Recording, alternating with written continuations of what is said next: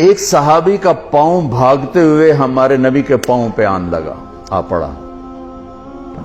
تو وہ جوتا تھا، جنگی جوتا، ہارڈ قسم کا، تو آپ کو تکلیف ہوئی، تو آپ کے ہاتھ میں ایک چھڑی تھی، آپ نے اس کو بھاگتے کو یوں ماری، کہا اوجعتنی، سوٹا نہیں تھا، چھڑی تھی۔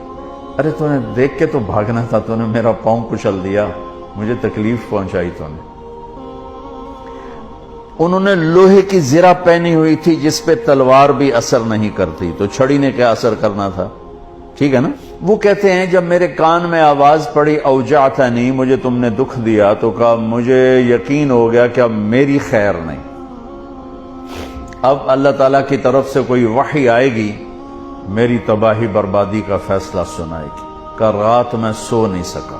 ساری رات جاگتا رہا۔ فجر کی نماز پڑھی تو اعلان، اپنے خیمے میں پہنچا تو اعلان ہوا جس شخص کا پاؤں اللہ کے نبی کے پاؤں پہ آیا تھا وہ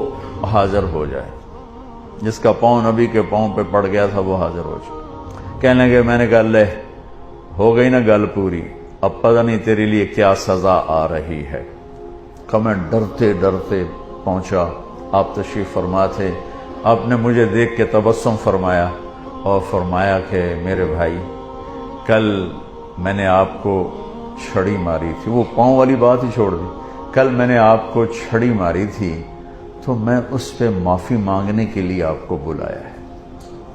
میں آپ کو پہلے کیا بتا چکا ہوں کہ لوہے کے لباس پر تو تلوار اثر نہیں کرتی، تو چھڑی کیا کرتی؟ کہ میں ایک تو آپ سے معافی مانگنی ہے اس لیے آپ کو بلایا ہے، اور دوسرا کیا، یہ ذرا سننے والی بات ہے، اور دوسرا وہ جو میں نے آپ کو چھڑی ماری تھی اس کے ازالے کے لیے میرے پاس